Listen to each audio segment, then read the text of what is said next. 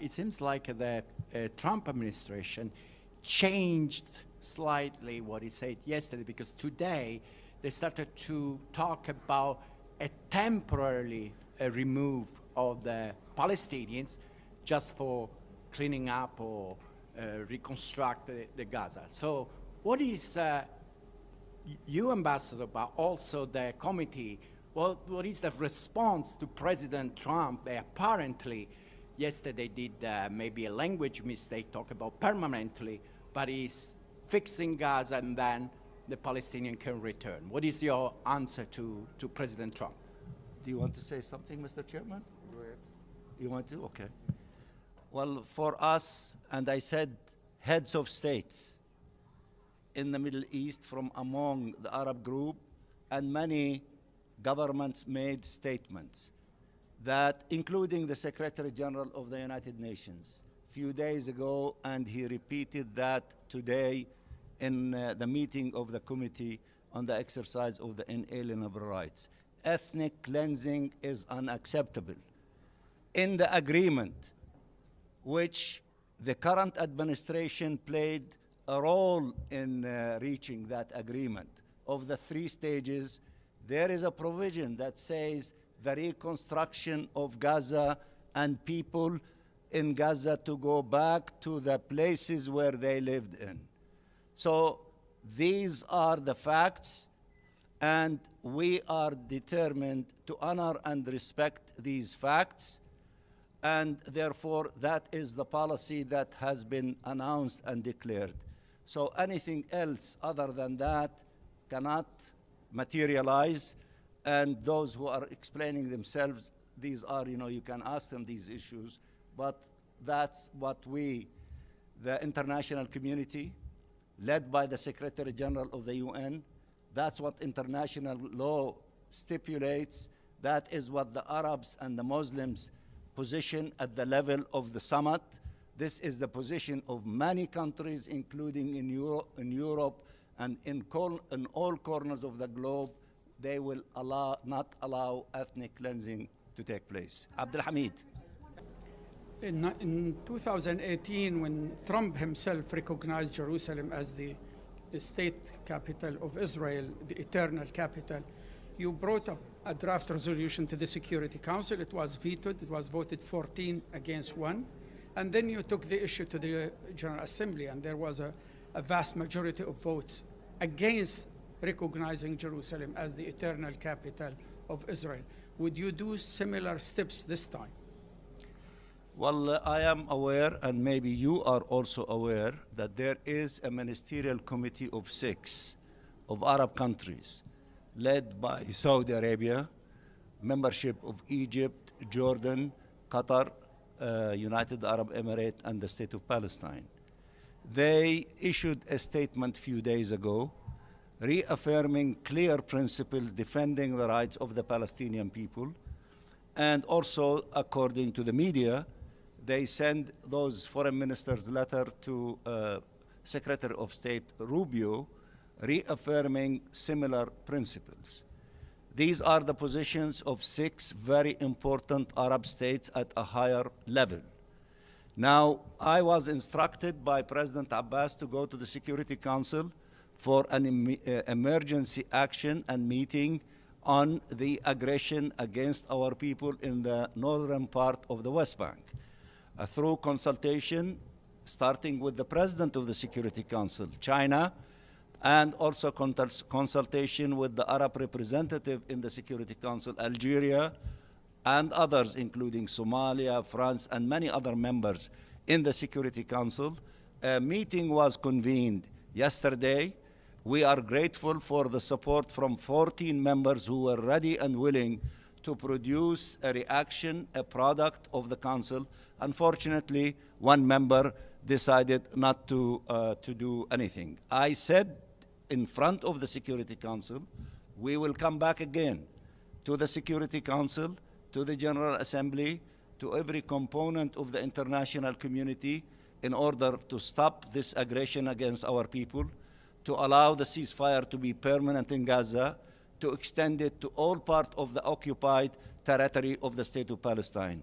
Today in the meeting of this committee, in the presence of the Secretary General himself, there were statements by the Secretary General, by many member states, by the chairman, by the representative of the State of Palestine, all of it effort in the direction that you are asking for, the direction that we believe in, and we will continue the efforts in tomorrow or the day after. We asked for an emergency meeting of the Council of Arab Ambassadors.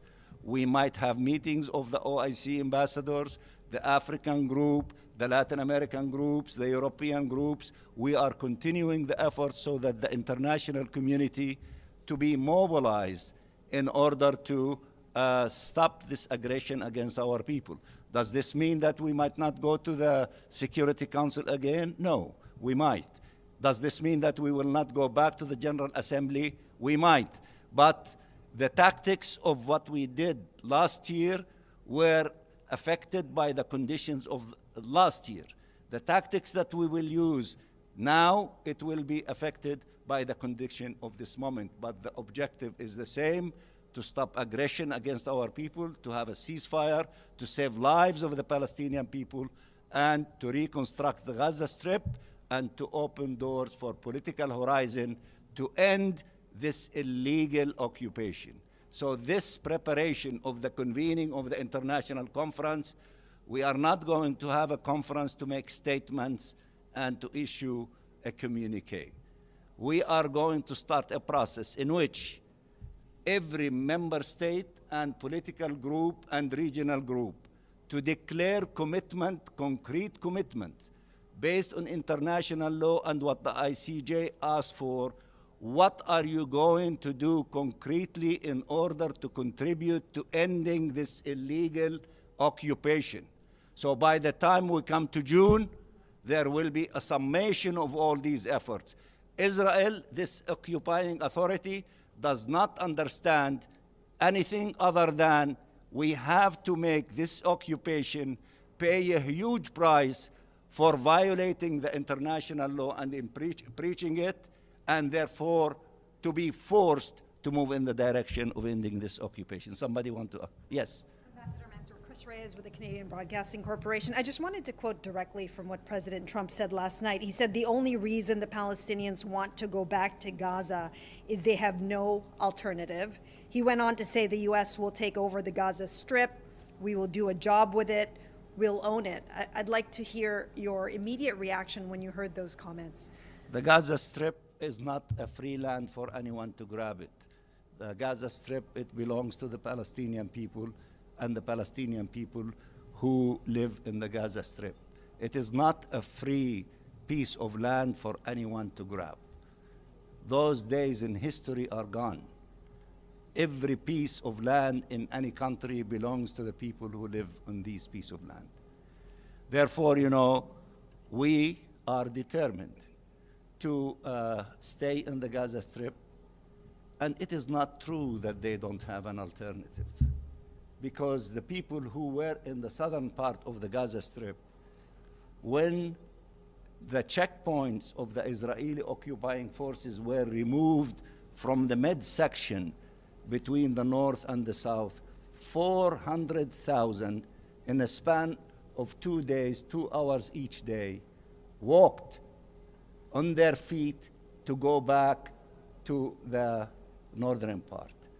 Now, for some people might not understand the meaning and value of having a country and loving the land of your country. For us, the Palestinian people, it is in our DNA. We love our country. We love the land of our country, whether we have palaces on it or destroyed buildings.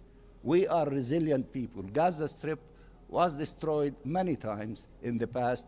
We were able to rebuild it with the help of all of our friends. We are determined to rebuild it. People, when they went back in the north to clean these areas, because they want to stay there, they have memories, they have connection with the land.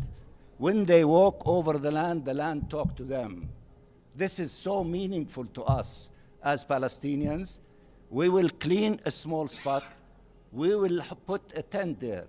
We will put a caravan there until we succeed in rebuilding that part of the Gaza Strip. This, President Trump is hearing those sentiments?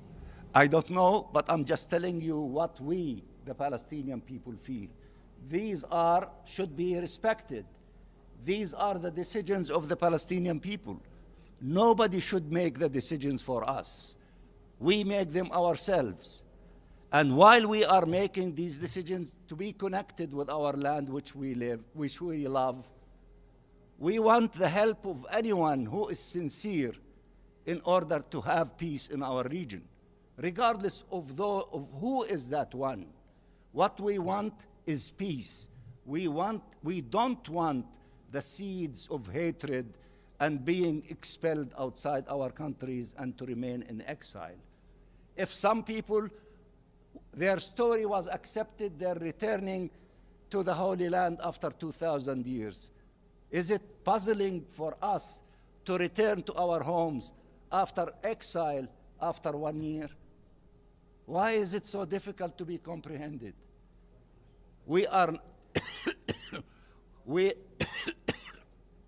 of course we want to have the best possible homes that we can live in it. Our government is ready and willing, and it is negotiating as we speak with Egypt.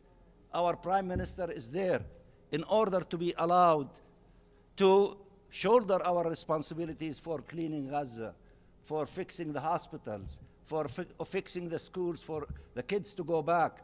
Allow UNRWA to fix the schools, to fix the clinics, fix the roads, fix the water system, electricity. These are the people who are allowing hope to flourish, not to keep living in despair and destruction. Allow the hope to flourish. Allow the cleaning to begin.